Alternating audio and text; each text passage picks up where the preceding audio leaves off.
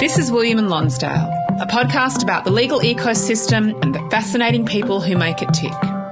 Today, to kick off the new year, your host Michael Green speaks with former Victorian Ombudsman Deborah Glass, OBE. After completing her law degree at Monash, Deborah headed straight overseas to begin decades working in many interesting and varied roles, none of which were in the law. She worked in the financial services sector in Europe, was Senior Director of the Hong Kong Securities and Futures Commission, and became the Deputy Chair of the Independent Police Complaints Commission in the UK. Deborah returned to Australia and became the Victorian Ombudsman in 2014, and over her 10 years in the role, led many significant investigations and reform efforts, including, of course, the unprecedented issues the COVID-19 pandemic gave rise to.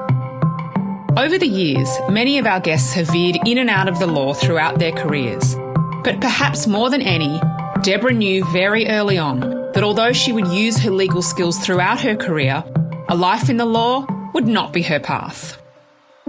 I've never been a planner, but I knew on the first day I started my articles, and I took the first offer of articles I cast my bread upon the waters, sent off thousands of applications.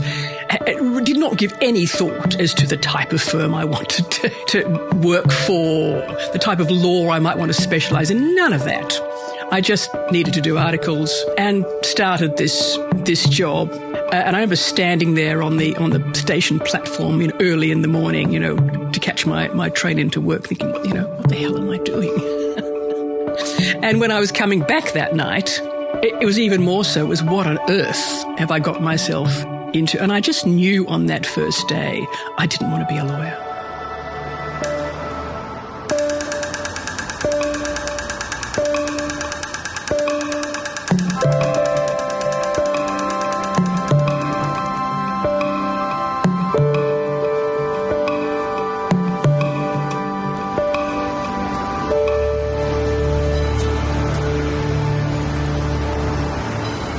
Our guest this morning in Lives in the Law is Deborah Glass. In March of 2024, Deborah retired as Victoria's Government Ombudsman after 10 years in that role. Deborah, good morning. Good morning, Michael. Deborah, you've had a, storied career, multifaceted career, over 40-odd years, taking you from Melbourne to Switzerland, Luxembourg, Hong Kong, London, back to Melbourne. So it's a big journey. And I'm interested to go on the journey about how a Melbourne girl took that journey. But take us back to the start. Where were you born? How did you grow up? School, parents, etc. Just set the scene for us. I was born in Bega, actually, in New South Wales. So technically I'm a country girl, although I have very little memory of the time because I was only there for a few years when my father was the local GP in a little tiny town called Cobargo. What got you back to Melbourne? Where did you go to school?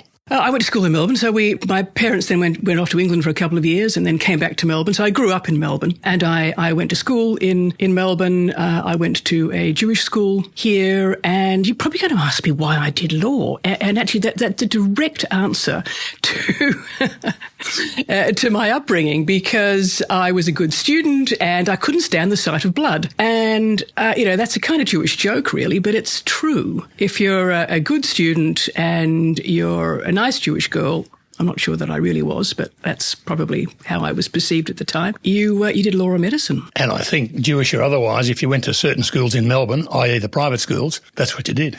Well, and so it was law. There was an expectation that you...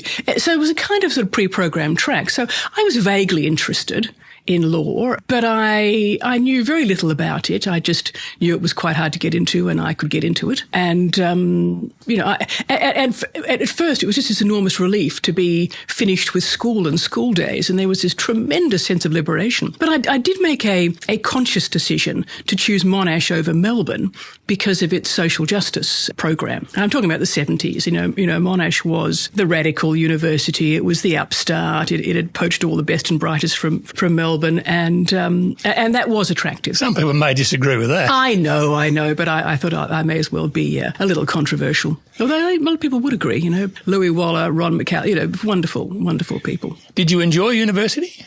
I had a wonderful time there, but I didn't work very hard. hard enough to pass. Hard enough to pass. Now, I read somewhere at the age of 17, I repeat, 17, you were the editor of the student newspaper. Yeah, it was my first year. It was one of those sort of odd things. You know, what I really wanted to be when I was a teenager was a journalist. You know, I had vague notions of saving the world. You know, hence the attraction to Monash and its sort of social justice program. So when I first started at Monash in my first year, I volunteered at Lot's Wife. Just, you know, did a couple of stints there.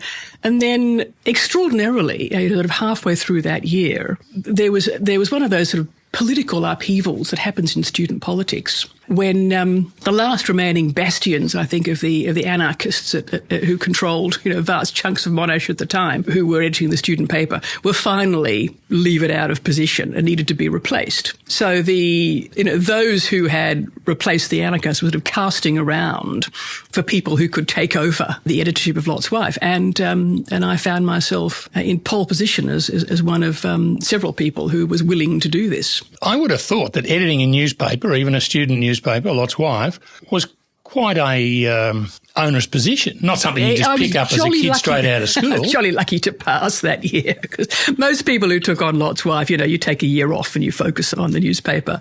And I was, you know, trying to finish my first year of law. So it is quite remarkable, actually, that I even completed it. I wasn't the sole editor, you know, there were three of us, so it wasn't as onerous as it might have been. But yeah, it was interesting, and I put on the front cover of our first edition, there's a wonderful Ronald Searle cartoon. I don't know whether, you know, you or your listeners know this, but it's got a couple of monsters behind a door that has editor on it, reading a letter to the editor, which says, "Sometimes I wonder if editors are human." So you could laugh at yourself. Oh, you have to.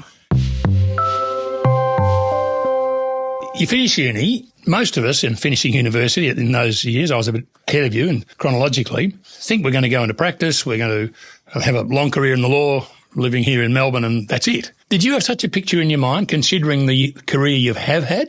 No, I didn't. I've never been a planner, but I knew on the first day I started my articles, and I simply, you know, I just took articles with, you know, I took the first offer of articles I cast my bread upon the waters, sent off thousands of applications, did not give any thought as to the type of firm I wanted to work for, the type of law I might want to specialise in, none of that.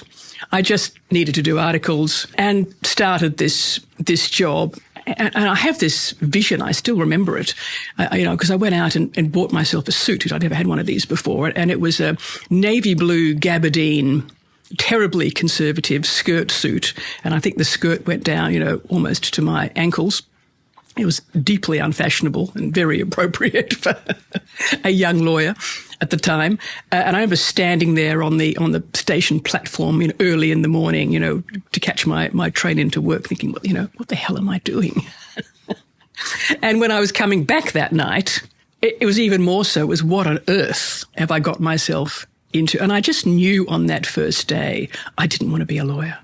And so what did you do during your articles? I mean, you actually stayed at the firm for a couple of years after you finished your articles. I didn't have any. I needed to earn some money. You might recall the days when articles was exceptionally badly paid. We were paid about half that of the tea lady, and that was the time when there were tea ladies. Yeah, I mean, article clerks were very much cheap labour. But look, it was a good firm. I basically worked in a special litigation practice. Commercial litigation? Commercial litigation. Actually, I did a lot of crash and bash. And I think what I learned from that, which did stand me in good stead to some degree in later life, was that litigation had very little to do with the law and everything to do with the art of bluff and counterbluff, that you stare people down. I didn't realise it at the time, but, decades later, when I was engaged in further art of bluff and counterbluff, I suspect that early training in litigation was quite good for me. So after a couple of years working as a young solicitor, you accumulated enough money, I assume, to go travelling. Yes. I mean,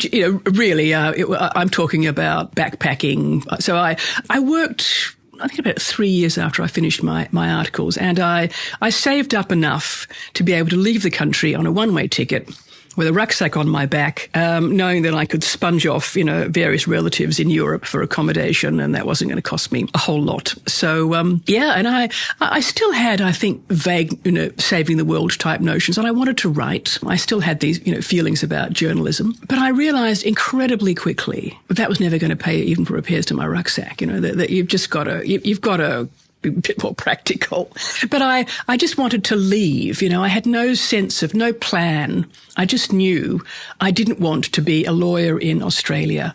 And I wondered about this later, because there are times when I thought, I could have decided to not be that kind of lawyer. I could have decided to go into public law or, some other specialisation or criminal law or anything. There are so many options in the law. But somehow I just chose not to pursue any of them. I didn't even ask the questions about what else was out there. I just thought, nope, not for me. I'm out of here.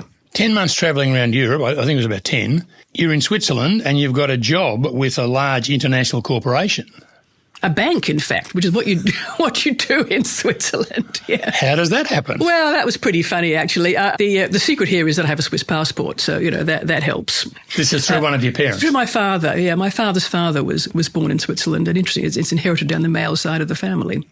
Stopped with me, of course. So I had relatives there who I'd never met, who very kindly put me up, on my travels. And I just knew I didn't want to go back to Australia. And I had absolutely no idea what I was going to do next. And so it was something I fell into. I needed a job, and this leading international investment bank was looking for management trainees with people with several years' experience in, I remember the advert at the time was finance, accounting, economics or law. And I thought, okay, I've got that bit. I'll go for it. And I went for it without any desire or expectation that I even want to do that. But it was, so if I look back on my career, there are some things I've done because I really, really wanted to do them, and other things I've done because I didn't like the alternative. And this was the latter. And so what did you do working for an international bank? Coming from Melbourne, doing commercial law, crash and bash, which is a long way from international banking. It sure is. So what did you do with this large bank? Well, I started as a trainee, so, which, for a few months. And then at the time, this was the mid-'80s. And anybody who's from, the Wolf of Wall Street, banking, investment banking was the place to be. And they trained you. So, I had a wonderful boss who just said, well, go find yourself courses for whatever you want to do. And I went off to New York and did the Series 7 stockbroking course. I went to London and did, money markets and foreign exchange. I just, went on. I learnt about the financial markets. And I found myself, sort of quite by chance working for this guy who was setting up, an investment fund business in Luxembourg. And he said, I could do with somebody with legal training to help me with my prospectuses. And I went from there to basically learning how to run the business. Were you using the legal skills and the legal knowledge you had obtained? Good question. Probably indirectly, I suspect I have used my analytical training as opposed to, the pure legal training in every job I've done. But it's only now in reflection that I realise how useful my legal training was for me, because I certainly felt that I'd left the law behind and had absolutely no interest in going back to it. But that analytical ability which the law gives you held you in very good stead. It did, yes. Not to mention the what I learned about the art of litigation, staring people down. So Switzerland, Luxembourg, I think the next stop is Hong Kong? It was, yes. Look, banking was fascinating, really was. I learnt an immense amount about the financial markets, particularly with a focus on collective investments, unit trusts. And I found it really interesting. But I realised, and this is where values starts to kick in, and you never leave those behind. And at some point, if your career strays too far from your values, it's going to pull you back. And that's what I found happened to me.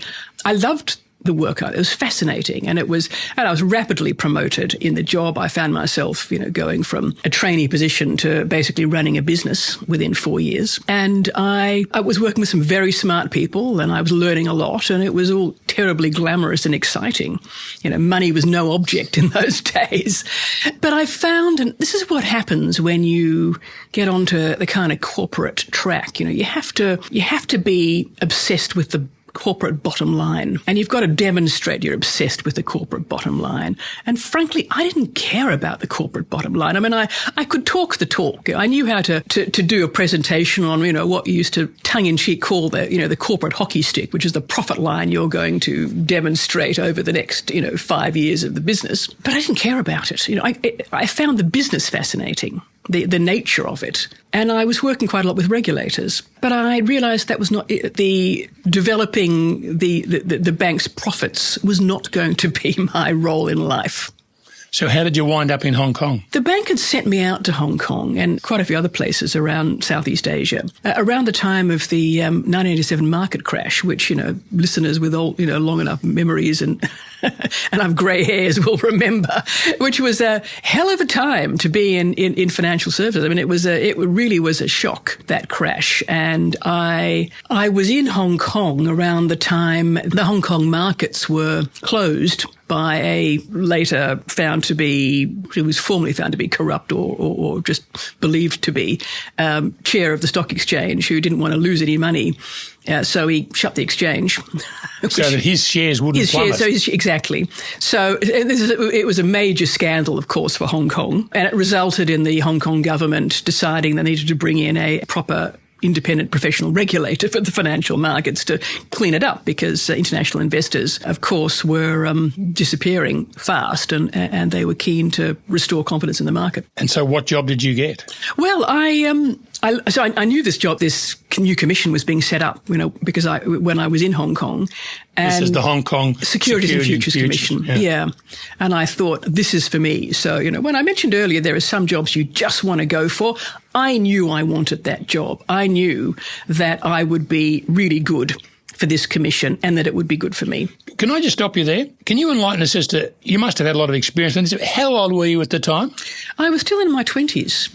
I found that surprising. Yeah. It was, I was still in my 20s and I just thought, this is for me. I want to do this. And it was, there were some funny moments around that, because I'd met at the time I was living in Switzerland and I was only temporarily in Hong Kong. And while I was there, I met the people who were setting up this new commission, introduced myself and said, I'd really like to work here. And they said, well, that's great. We've got to set this up. It'll take some time. Here's the org chart. And I looked through the org chart and I looked at this position and I said, that's me. There it was. There was a senior manager of the unit trust division, which was responsible for regulating unit trusts in Hong Kong. And I just knew that I'd be perfect for that. So I kept ringing this. I went back to Switzerland and I kept ringing this woman every month to say, how's my job going? Have you advertised it yet? And it became a bit of a standing joke. But in the end, it was advertised. I applied and I got it. Deborah, it's interesting. You've had a significant period working for a large bank. Obviously, it's a capitalist organisation driven by the profit motive. But then you see a job and you say it's the perfect job for you, acting as a regulator. Why? What made you see this job and think, that's me? Look, no offence to the profit motive. I mean, it is important. It plays a role in our society. But what I found was that it didn't align with my values. And I realised that for me, I needed to be somehow working in the public interest, that I'm a public sector person at heart. So while the business of financial markets was fascinating, what I wanted to do was help to control them. I wanted to use this knowledge I had gained from the banking world and use it in practical ways so that small investors could be protected, for instance, that they weren't going to be ripped off. I want to go back a bit. Would you trace those values back to your parents? Yes, my parents, my community, yes, all of the above, absolutely. Yeah, and I guess that's most of us in the apple and the tree. Yeah, and social justice was something that I grew up in a community of Holocaust survivors. So when you're talking about social justice and human rights, it's sort of in your DNA. So you stay in Hong Kong for maybe 8 years? It was closer to 10, yes. But it was, it felt like a lot more than that, because if you work in the financial markets, you measure things in market cycles, and a normal market cycle is sort of 3 to 5 years. In Hong Kong, it was about every 5 minutes. You really were. This was in the run-up to the handover back to China, and it was fascinating because there were unique investment schemes, immigration schemes that you would only find in a place like Hong Kong, where people would be pooling their money to invest in something that was going to get them a passport. So, where else in the world does that kind of thing happen? And I'm assuming Hong Kong was, and I assume always has been and still is, an extremely dynamic place, dynamic commercially. Absolutely. And you're therefore working to try to control that dynamicism for the public good. Why did you leave it?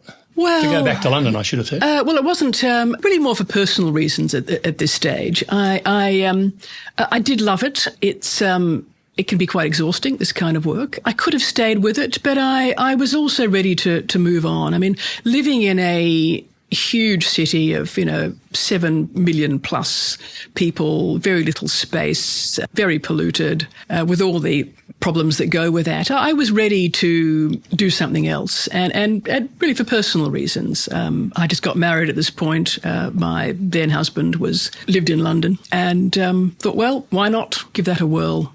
Upon arriving in London, how did you find a job? Was it easy to find a job? Well, I had a job before I left because in the world of financial regulation, I was quite active in the sort of international Securities Commissions organisation, so I knew a lot of my peers in other regulatory bodies.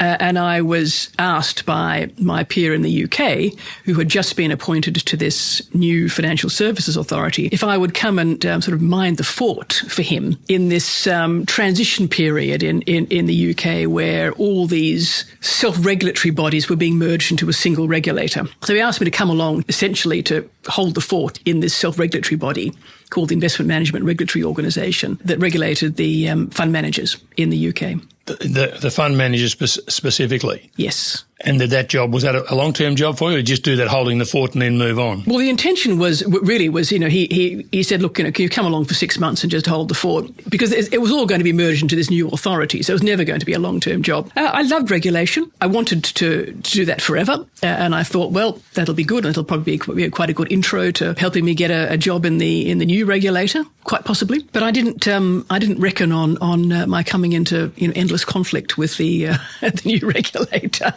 in that role. So, which is what happened. Endless conflict within the organisation you were working? No. The new one that you were...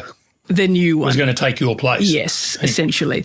Look, what I ended up doing for 2.5 years, and it was a pretty thankless job, was running this self-regulatory organisation, which still had legal responsibilities, even though it had essentially transferred its assets over to the new regulator. And I stayed because I was asked by the board, who were sort of non-executive. And this is a bit of a gender story, actually, that I will share with you.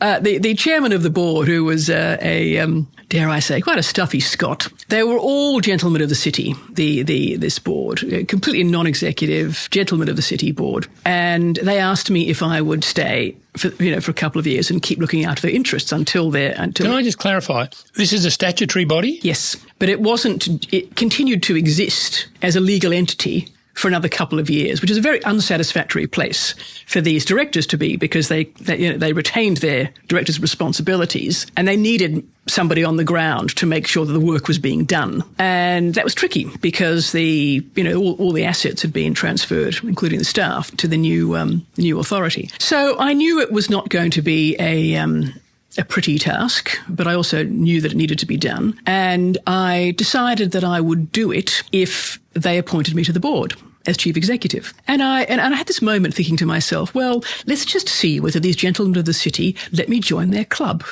I was very aware that I had what you might describe as a triple disability, because I was a woman, I was an Australian, and I was a Jew. Now, all three of those things do not go down well in, British establishment circles. And I thought, well, let's see whether these gentlemen of the city will let me join their club. And if they do, then I'm willing to help them out.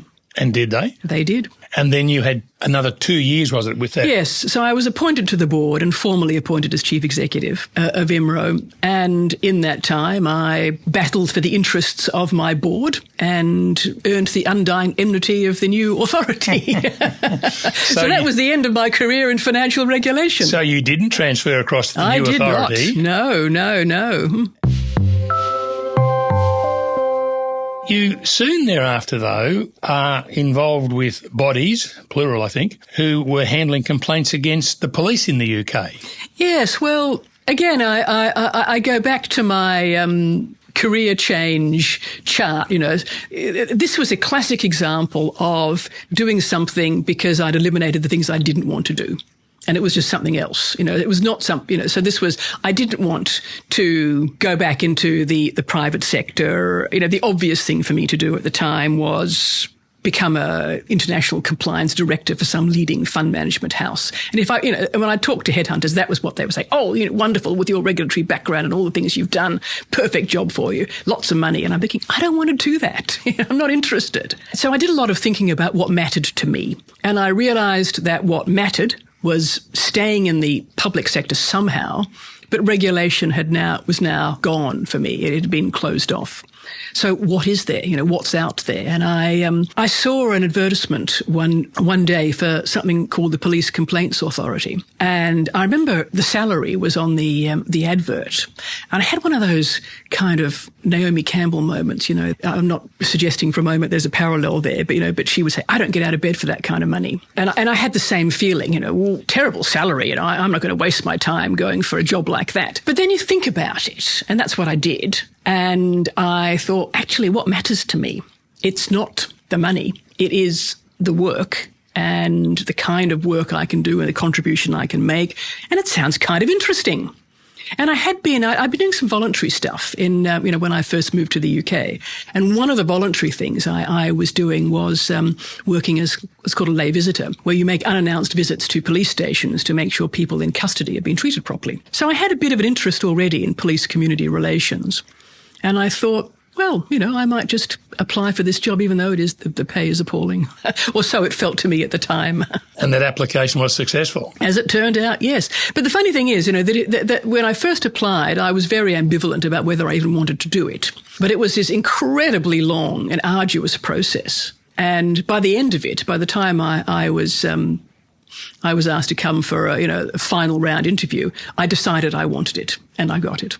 Is this authority, have you got a staff of 100 people, 1,000 people, or are you a standalone person? Or? Well, good question, because I found myself unexpectedly in an environment where the authority was being replaced. And it was only going to be in existence for a few years, and then it was going to be replaced by this independent police complaints commission. Again, statutory? Again, absolutely, and powerful. So the authority I joined was part of a kind of push for reform, but it in itself was being replaced because it had been criticised for not having the powers strong enough to deal with the police. So this new commission, for the very first time in the UK, was going to have actual real police powers, and it was going to have the power to investigate independently itself rather than simply supervise a police investigation. So basically it was set up because of the lack of predominantly black and minority ethnic community confidence in the police investigating themselves for such things as deaths following police contact. Did you see much of deaths following police contact? Was that a common thing? Yes. I lived and breathed it for 13 years. It's grueling. Do you have the training? Did you and did your staff have the training necessary to carry out this function? When I started in my very first role, I would say my training was very little, common sense. But I remember the first time I was called out when a young black man died in Brixton Police Station, and I was called at the middle of the night to go out there and supervise a team of police officers who were carrying out the investigation. I remember thinking to myself, I have no idea what I'm doing, but I'm going to make it up. And I did, and it worked. And look, a lot of this is common sense, and probably the training I'd had in my early days was helpful, though I may not have recognised it at the time. But what I did do was go back to the office, the next Monday and go, right, we need formal investigations training, and we got it. So there was a lot of on-the-job training, as well as, both formal and informal. So initially, you're supervising police who are investigating police. Yep. Highly unsatisfactory in my view. Then, because it was considered unsatisfactory by minority groups, they formed the Independent Police Complaints Commission. Yes. And you become the commissioner of that? Yes. And I had to apply. There was no transfer into that role, and many of my colleagues did not get jobs in the new commission, which was a matter of some deep disquiet because, we thought we'd been promised them when we agreed to take on this, the carcass of this organisation in the first place. It was complicated.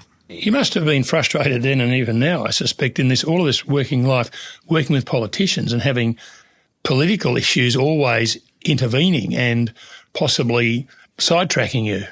I tried to avoid working with politicians. Some of them were unavoidable. But for the most part, I worked a lot with senior police. And when I was appointed to the commission, I'd had 3 really solid years of investigations behind me. So by this point, I knew my stuff, and I knew how to investigate, and I knew how to lead investigations, and I knew how to tell the police what to do, which was helpful. Because if you, my experience of managing police, they'll find you out very quickly if you don't know what you're talking about. Absolutely. Did I read somewhere you said, and this may be an exaggeration, maybe I misread it, that this period of your working life with the Police Complaints Authority and the Independent Complaints Commission was entirely thankless? It wasn't entirely thankless. And I was very devoted to it, and I am very proud of a lot of what I achieved during it. But there is something inherently thankless in the work of, to take a sadly common example, dealing with fatal shootings and deaths in custody. Because if you're dealing with, for example, the death of a young black man, the only sort of justice that man's family can imagine is a prosecution for murder for the police officer who's fired a shot. That's their view of justice. From the police standpoint, their view of justice is not even investigating it at all because they're doing their job, they say. So where does that sit? Where is the truth?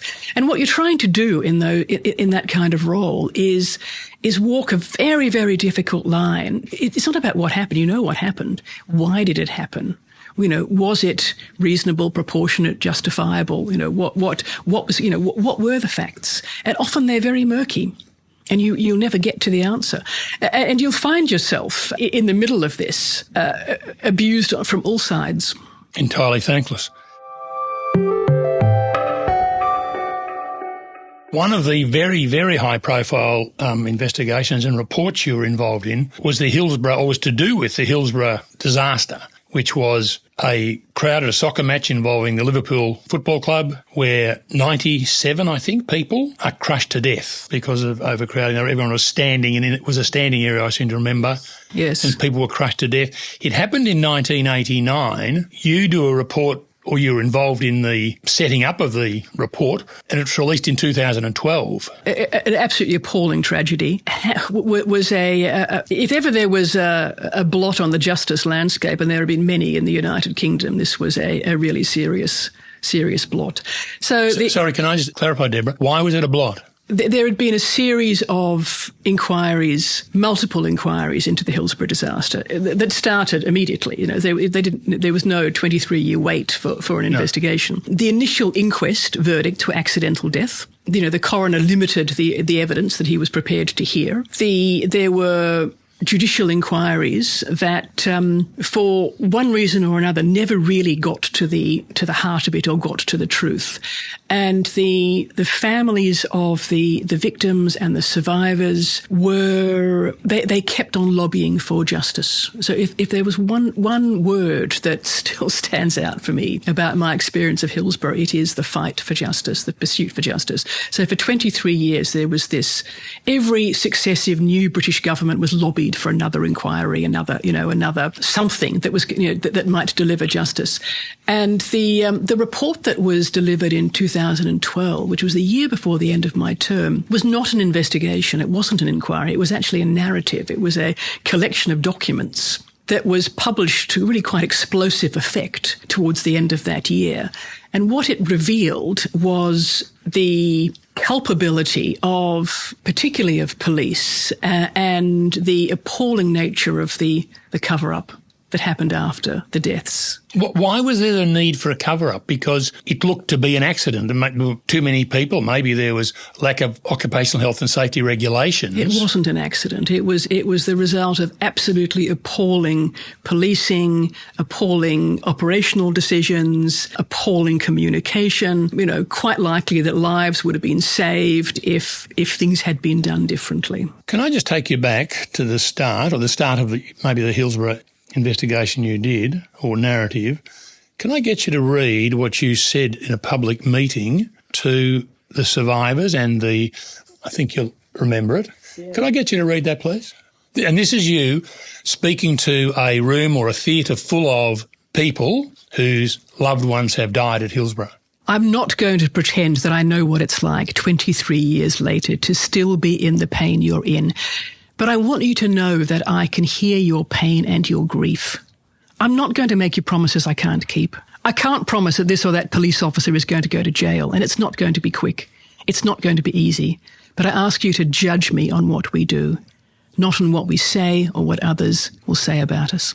I'm sure that had an impact on the people because there was no glossing over. What I was really conscious of, and what I did with Hillsborough is that after this narrative was released in 2012, is that I launched a fresh investigation, it turned out to be the largest criminal and misconduct investigation into policing in, I imagine, the history of Western Europe. I've never actually added them all up, but I would be very surprised if it were not. But I knew at the time that it was going to be, the toughest call was going to be persuading the people affected, the victims and the families, that we were going to deliver some sort of justice. And this is where the whole concept of justice becomes, pretty slippery, actually.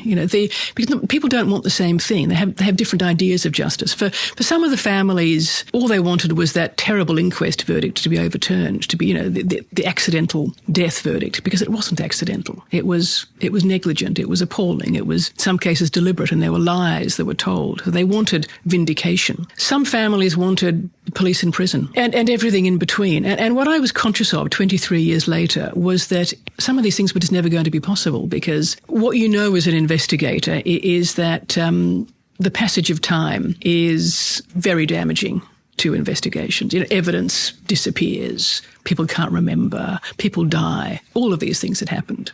And the ability, right at the start, that the chances of there being successful prosecutions at the end of this are going to be very, very, very slim indeed, as indeed was proved to be the case. But what really mattered was that people were heard and vindicated after decades of lies and abuse.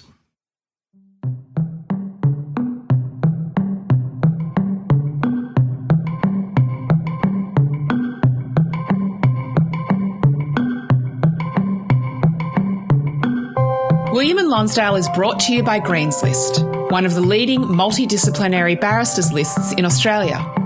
Green's List believe in promoting conversation around the ideas and issues that shape not only our legal system, but our wider community.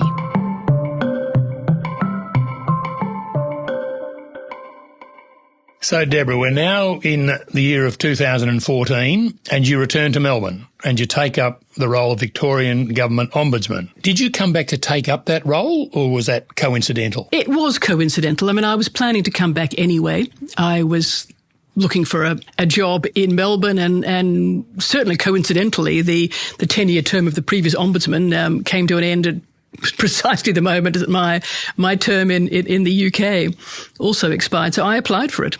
Can you educate us a bit, please, on the Ombudsman, what the role is, what power the Ombudsman has, where the Ombudsman sits in our framework of government? Funnily enough, I didn't know any of these things when I applied for the job, and I hadn't even read the Ombudsman Act. So I was pleasantly surprised to discover what wonderful powers the Ombudsman had. You know, the powers of a standing royal commission, effectively. It is a very powerful role. It is one of the pillars of the integrity framework in the state, along with the Auditor General and the IBAC Commissioner. And it has a number of functions, but really the key function that most people will be aware of is dealing with complaints about government services, state and local government. And there are over 1,000 state and local government entities that you can complain about. And so if I'm unhappy with something my local council's doing or not doing, I can make a complaint to the Office of the Ombudsman. You certainly can, and thousands of people do. Well, now, I want to take up two things from that. One, I guess maybe the second one we'll get to is how do you decide what you'll look into? But two, are you only able to look into, are you bound by complaints that are made to you, or can you initiate investigations yourself? You can, and that's one of the lovely things about the role and its many powers is in own motion, own initiation powers.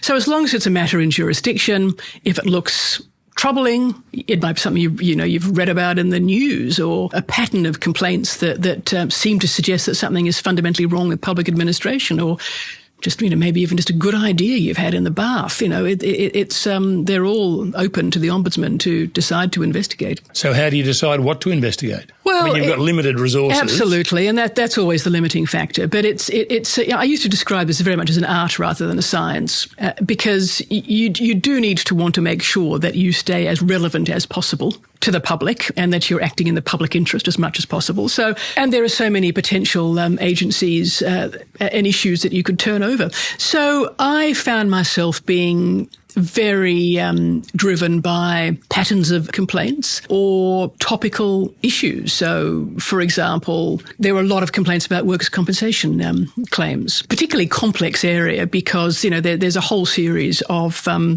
channels for dealing with litigation involving workers' comp. And one of the things the Ombudsman does not do is replace the channels. So if you can go to a court or tribunal to get your matter resolved, generally the Ombudsman does not get involved. So the Ombudsman can look at these complaints and go, well, we're not going to look into the substance of this matter because, you've got all these rights at, conciliation and so on. But you can. And at one point in my first couple of years decided we were getting a lot of complaints about complex workers' comp matters, and decided to dig in a bit deeper to have a look at those. And that resulted in two major reports that I ended up tabling in Parliament.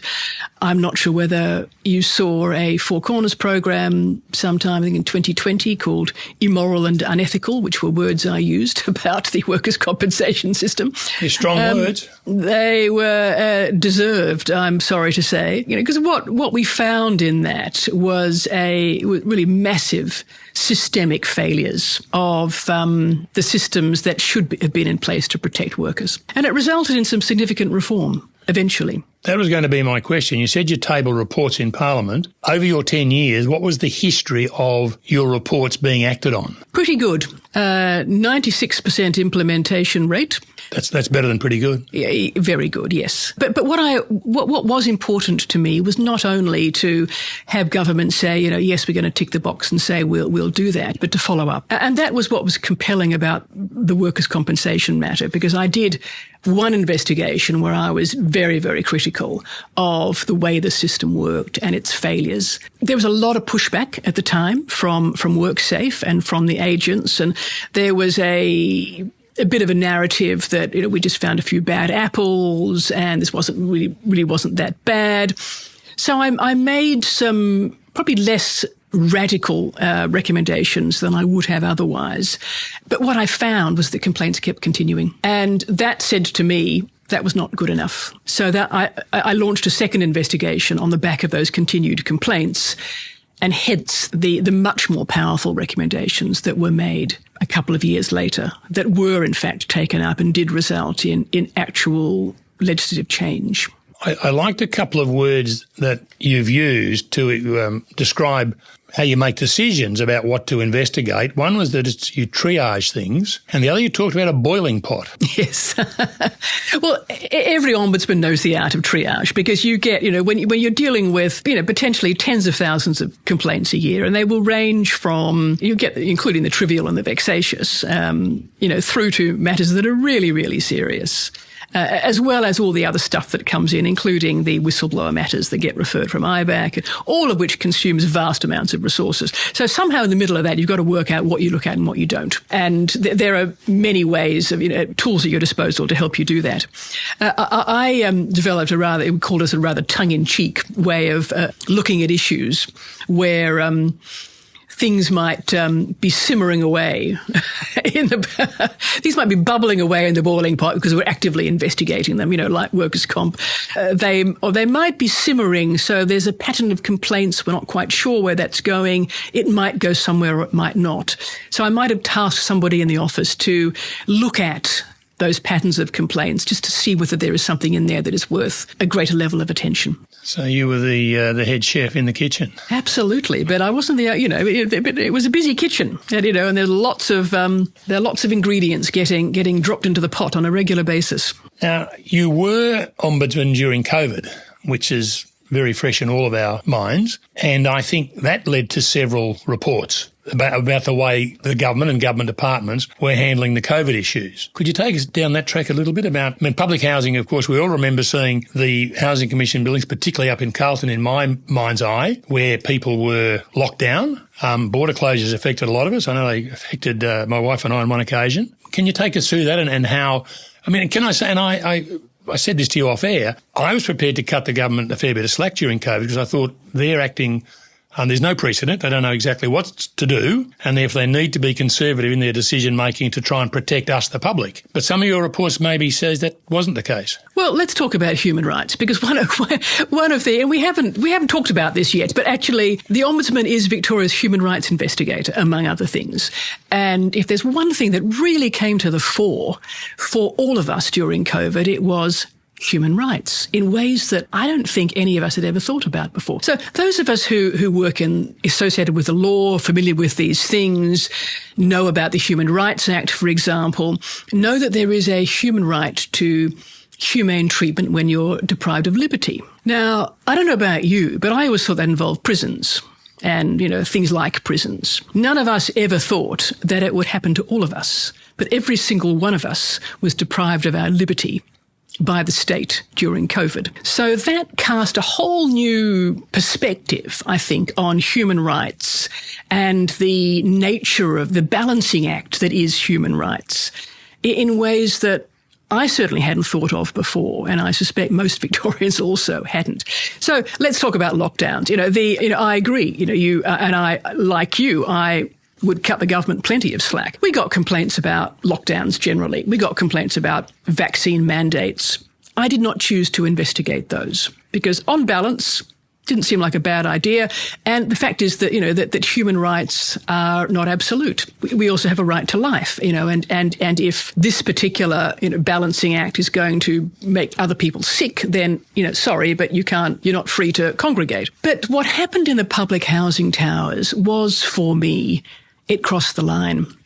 And I didn't know that when I started the investigation. All I knew was that this was an issue that needed to be looked at. And when I saw the images of the people in the public housing towers who were locked down without any warning, I knew we had to look into that, and we did.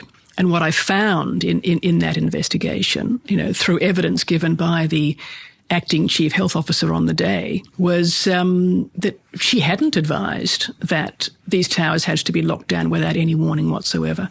We all had notice of lockdowns, every single one of us. If we think back on, I've lost track of how many lockdowns there were, but every time we were locked down, we were told it was going to happen some hours later. So we all had time to, nip into the chemist or get our supplies or whatever it is we felt we needed. That did not happen to the 3,000 residents of the public housing towers. And essentially, it felt like it was it was dealt with as a security matter rather than a public health one. and you tabled a report stating that. Was there anything that could be done about it, or was it all too late? Well, what I concluded in that report was that the human rights of those 3,000 people had been breached not by the lockdown in itself, but by the immediacy of the lockdown, the fact that they had no notice of it. And for many of them, and many of these came from refugee backgrounds, and the first they knew was there were police surrounding their homes and they couldn't go out. I mean, it was positively traumatizing for so many people. It was, among other things, profoundly insensitive. But I recommend, one of the few recommendations I made that was not accepted by the government was that they apologise to the 3,000 people in the towers. The response I got was a pretty flat no, but I made several other recommendations there that were, even if they weren't accepted, people did things very differently a year later. And what was fascinating about that experience, that lockdown that I was critical of was in July of 2020. Almost exactly a year later, there was another outbreak of COVID in the towers, and things were done very differently. It was treated as a public health emergency, not as a security alert. So, sometimes it's what they do, not what they say, that matters. Yeah, and that's encouraging. Also, issues arose about grants, financial grants, where people were adversely affected. Yes, I mean, this is a really interesting example of where governments actually can do a better job as a result of the Ombudsman, and did so. And people remember that, when the lockdowns hit and small businesses were particularly badly affected by it, that the government brought in a series of grants to small businesses, which was welcomed. We began getting complaints very quickly about people whose grant applications were being turned down. And they were being turned down for really silly reasons, like a typo in an application form, or they'd missed something, got the wrong number on something, So technically it was a kind of, you've made a mistake, sorry, we're not looking at it, go away. And these from some of it were people who had never used computers before and were having to fill out application forms, were very unsure what they were doing, and it was just not fair. So we began looking into these complaints and looking into the measures that the department had put into place to these grants. And again, you've got to cut them some slack, because they had to bring in this grant system incredibly quickly, in the space of a week or so, and they made a lot of mistakes. But they were also willing to learn. So full credit to the department and the government for that. They actually did change their practices. They did go back and revisit a whole bunch of decisions.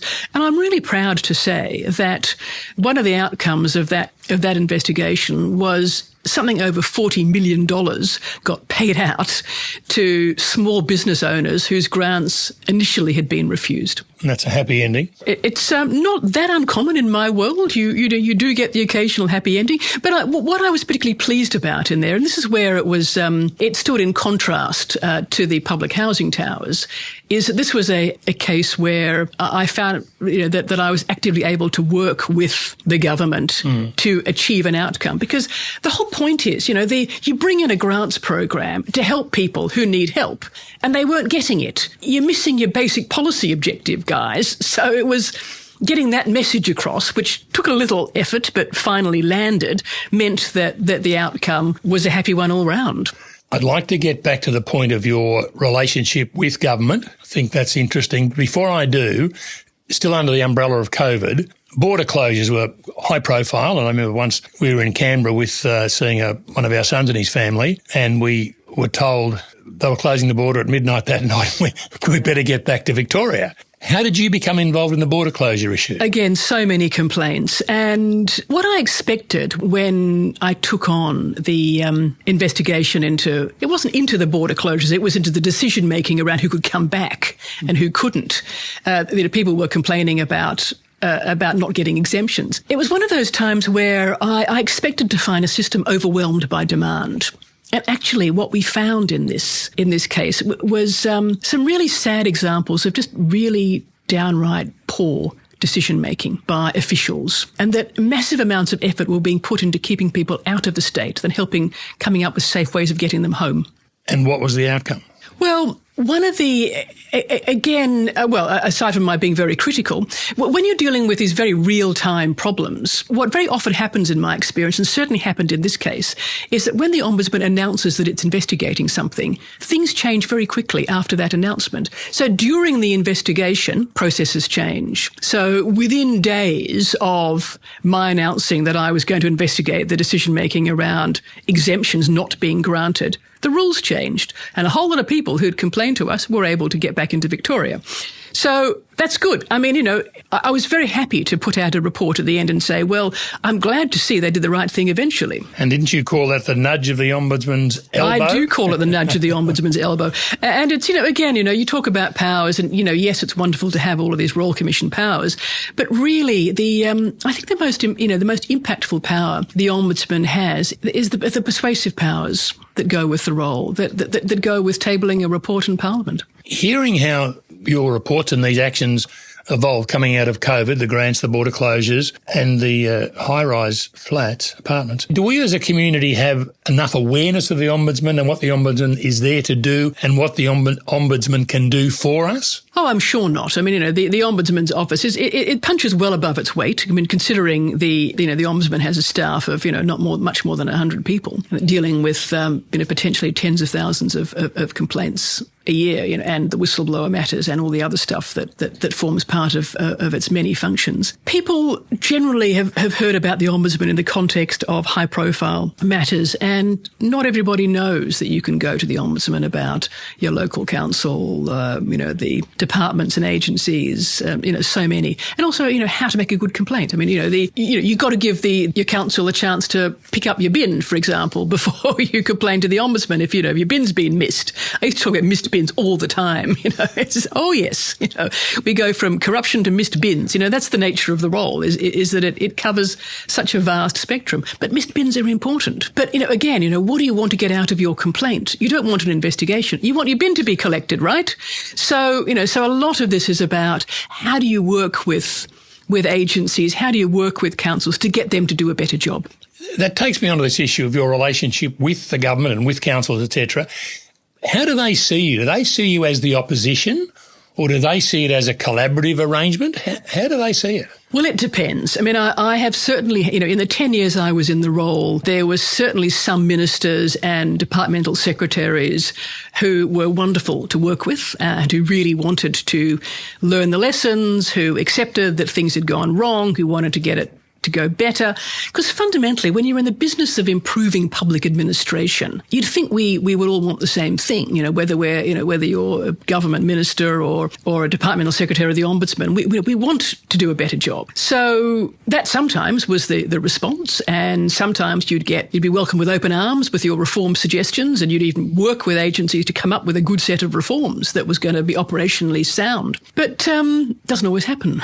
Because some of us being human, we're defensive to criticism. Yes. And put aside our role as a government minister or whatever, we're just human beings. And so when we get criticised, we tend to put up the barriers and try to deny it maybe. Well, what I did try in the role to not do was simply make blanket criticisms. I always try to be as constructive as possible because fundamentally, you want people to do a better job. It's not about landing on people. And in my first year, in the role, I went around and met all the secretaries and ministers and said, look, I'm the Ombudsman. I'm here to help you.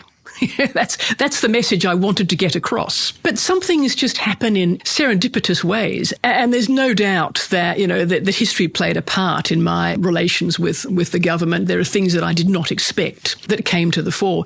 And cases like the public housing towers, where I was very critical, and I believe rightly so, which provoked a deeply defensive response. It sets up the appearance of conflict, even if you don't want it. What about the red shirts investigation or narrative? One of my early, it was an early referral, although it took some time to get off the ground. Referral by whom? From Parliament. Yeah, this is one of the interesting features of the Ombudsman role in Victoria, is that Parliament, either House of Parliament or a committee of Parliament, not an individual MP, can refer any matter to the Ombudsman. That's in the Ombudsman Act. And the previous ombudsman had dealt with several such referrals. Not many. It's not a common occurrence, but there'd been a few. And I received the first of these in my second year on the job, and it was the red shirts matter that was referred by the Legislative Council, which of course the government did not control. It was a motion brought by the Greens, as I recall, and supported by the opposition, and it was asking me to investigate, in effect, alleged abuses of misuse of public funds prior to the 2014 election by the Labor Party for campaigning purposes. So what was being alleged it was called red shirts because the campaigners wore red shirts and they were being paid out of public funds to some degree as electoral officers, which was not what the money was there for. So that was a investigation that I certainly hadn't asked for, wasn't expecting, and found out about while I was on a tram. That's very Melbourne, isn't it? Very Melbourne, yes. I was on my way back from... I think I read it on Twitter. So I get back to the office and referral comes in that night from the president of the council, and I think, I better have a look at this. So I read the debate in Hansard from the previous day, and I could see that there was a very feisty debate about the Ombudsman's jurisdiction, where the government was arguing very strongly that the Ombudsman, that the government had no, objection to being investigated, but it would be discourteous to send this to the Ombudsman because she would not have the jurisdiction to do this, because she could not investigate members of Parliament. Whereas the Greens and others who were bringing this motion argued that indeed the Ombudsman did have jurisdiction. So I looked at this debate and thought, do I or don't I? Then I did a bit of research into the Ombudsman's archives and realised that the previous Ombudsman had been similarly challenged some years before about his jurisdiction to investigate government ministers. It had been questioned and he had asserted jurisdiction and it wasn't challenged. So he had in fact investigated previously. I remember thinking to myself, well, if he's asserted jurisdiction, how would it look if I didn't?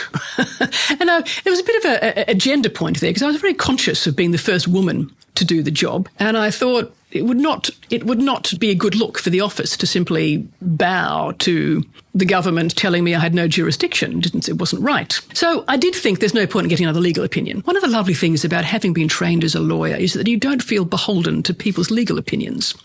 Whereas non-lawyers feel that they have to get an opinion, they have to follow it. And I just thought, it's an opinion, We all have opinions. You can get an opinion for whichever way you wish to go. So I thought, I'm not going to waste any public money on getting another opinion, because there were opinions on the file from the previous ombudsman's work. So I thought, well, I'll write off to the minister and the council and say, I've read the debate and I can see there's questions about jurisdiction, but I can see this has been done previously, and I'll get on with it because it says the ombudsman must investigate. There's no other provision that requires that you must investigate something. No choice. So I was going to get on with it, and the response I got from that was an opinion of the Solicitor General telling me that I had no jurisdiction. And I have to say, I was rather peeved by that. Because if this had been provided to me, or even referenced in the debate, I probably would have just let it go. But it hadn't been provided to me. And they had this opinion? They'd had it for months. Yeah. They'd had it for months, hadn't given it to me. I actually felt somewhat bullied by that. And I thought, I'm not going to just give in to that kind of behaviour. But I also felt that I probably had no jurisdiction. So I didn't want to waste public money starting an investigation, because as soon as I was going to exercise some sort of power, it would be challenged. So I thought, what's the best way of dealing with this? Well, right, I'm an independent officer of the Victorian Parliament. I'm going to go to the court and ask the court to tell me about my jurisdiction, because I have, I can do that under my act. And I confidently expected the Supreme Court to tell me I had no jurisdiction, and they didn't. So you went to a judge alone in the Supreme Court, or did he? So I initially applied to a judge alone, and I did this quite openly. I invited the government, the council, whoever wanted to join the proceedings, and it was one of those lovely legal proceedings where you brief counsel to say to the judge, well, the Ombudsman is neutral, Your Honour, if I can assist the court in any way. Because, of course, the government joined to argue that I had no jurisdiction, and the President of the Council joined to argue that I did, and they could fight it out between them. So a judge alone rules in your favour. The government then appealed to the Court of Appeal. Who? What did? upheld the... so the good guys are winning so far? I remain neutral. Sorry. There's no good and bad guys. I remain neutral throughout this, but the attorney then sought leave to appeal to the High Court, and it was refused. So ultimately, it was confirmed that the Ombudsman had jurisdiction to investigate members of Parliament on a referral from Parliament itself. Sounds important to me, although I guess it might mean that there will be very few referrals in the future. Well, there actually were quite a number after that. Oh, yeah. So it started quite a trend of referrals, and I believe there have been some since my departure. So there are. So it was important. It is an important provision. Yeah. Yes. Yeah, that's good. Yes. Lives in the Law is proudly sponsored by City Maps Illustrated. Their recent publication, The Melbourne Map, is a celebration of our wonderful city. This stunning, hand-drawn illustration, which took more than 3 years to create, is available as an art print, jigsaw puzzle and calendar. The perfect acquisition for your home, office or corporate gifting.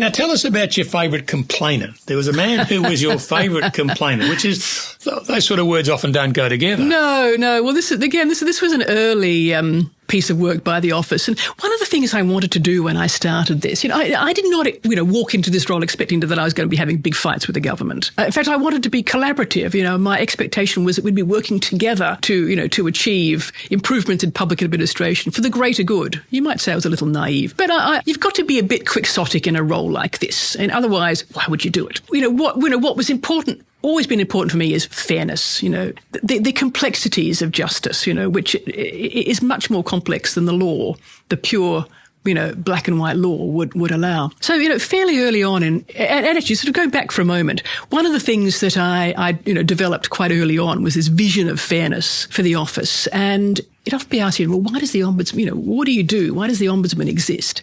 And it's fundamentally about the imbalance of power between the individual and the state. That governments have this enormous power over people's lives. So what do you do when you're confronted by this overwhelming, power of the state that can make all of these incredibly important decisions about you? Well, there's an ombudsman there that can help you. There's a powerful body, and that's why the ombudsman has powers, that can help you to somehow redress that imbalance. So this imbalance of power was exemplified for me by a case that came in quite early on in my term from a resident at an aged care home. He was a man who was well into his 90s. His name was Alan Lorraine, and I can say this because his report, I tabled this report in Parliament. And he was resident, along with about 40 others, in an aged care home that had gone bankrupt. And when it went bankrupt, it took with them the bonds that the residents have paid to the tune of some millions of dollars. It was not a government facility, but it was regulated supposedly by the Department of Health. So when it went bankrupt, Alan Lorraine was convinced that something had gone wrong. And he, was an intellectually active man in his 90s. Who was pretty active on a typewriter, and he wrote letters to everybody under the sun to complain about this, this injustice that had occurred to these people who had lost their life savings effectively. And he finally complained to the Ombudsman. And, as we do, triage, you look into these things. In this case, a couple of my staff went to look at the files in the Department of Health, and they came back and said, it's appalling. So I launched a formal investigation, and I met Alan Lorraine. I remember meeting him, and he was challenging. What can you do about this? Polite. He was determined. So did the investigation, did it really quickly, because it was actually quite obvious, what had gone wrong. And during the investigation, wrote to the minister to say that I was minded to recommend that the government make an ex gratia payment to these people because of all of the failings of the department. And knowing that governments do not make ex gratia payments lightly, I was putting them on notice. So I finished the investigation, and I made a formal recommendation. I referred to my early contact with the minister and said, I'm making a formal recommendation that they make this payment by the end of June. And this was April. And this is a public document. Public document. Being tabled in Parliament. Absolutely. And I met the families twice during, the beginning of the investigation with Alan Lorraine, and again on the day that I tabled the report. And it was, there were lots of tears. It was incredibly moving, because people felt, well, I think they felt validated by, and Alan Lorraine was so right, because he just knew instinctively. I think he'd been an accountant, he knew that something had gone wrong there, and that they could not themselves be blamed for what had happened. And I remember being, having these questions being shot at me from the audience saying, can the government bury your reports? Do they have to do what you recommend? And I said, well, first of all, they can't bury the reports because I table them in Parliament. They go on the website. They cannot be buried. But they don't have to do what I recommend. The Ombudsman's powers are persuasive. I cannot enforce my recommendations. But what I can do, and I will do, is monitor them. And that's what I did. When there was some hesitation on the part of government as to whether there should be this I won't use the word compensation, ex gratia scheme, I made it very clear that whether they accepted my recommendations or not was entirely a matter for the minister, but I intended to make it public. And the result of that was that everybody entitled to it got paid, and the government paid out, I think it was about something to the tune of $4 million to these very elderly people who had lost everything. And yes, and Alan Lorraine got an OAM for his efforts, which I was also very, very pleased about. Well, you'll remain impartial, of course, Deborah, but I'll say another win for the good guys. It did feel a bit that way, I have to say. Deborah, it's been an enlightening and thoroughly interesting conversation this morning. We're drawing to a conclusion now, the close of it. When you look back, you've had a diverse and interesting career, starting from Bega and taking you back here to Melbourne with a lot of stops on the way. Any conclusions you've drawn? Any lessons you'd pass on to us or pass on to other people following you in the law? Well, sorry, not so much in the law, but other people following who've got a law degree, have got a legal qualification and are thinking about a career. Don't plan. Don't plan too much. Be open to opportunities. Take some risks. As my own journey makes pretty clear, none of those things were... I could never have planned any of them. And so sometimes they're just milestones along the way that you encounter and think, oh, that looks like a good idea. And sometimes you'll find something that, that really inspires you. But trust your values. Take risks. Trust your values and take risks. Sounds like very good advice to me. You're too young, Deborah, to have finished your working career now. What is in the future for you? Yes, that's always a difficult one. I was asked this question quite a lot in my last week on the roll, and I said then, and so I have to repeat this now, that when you take on a job like Ombudsman, you've got to be prepared for it to be your last big job, because if you do it well, and I hope I did, you're not likely to get another one. Not from government anyway. And what else is there? When you've spent pretty much your life working in the public interest, and you've done what I think is the best job in the state. Everything else, just looks a bit pallid. But look, I'm sure there is something out there. I intend to not spend all of my time in the garden. I'll be doing plenty of that. I do grow vegetables, but I'm open to opportunities. Which is your advice to those coming along? Absolutely. Deborah, thank you very much. It's been a wonderful morning listening to your life in the law. My pleasure.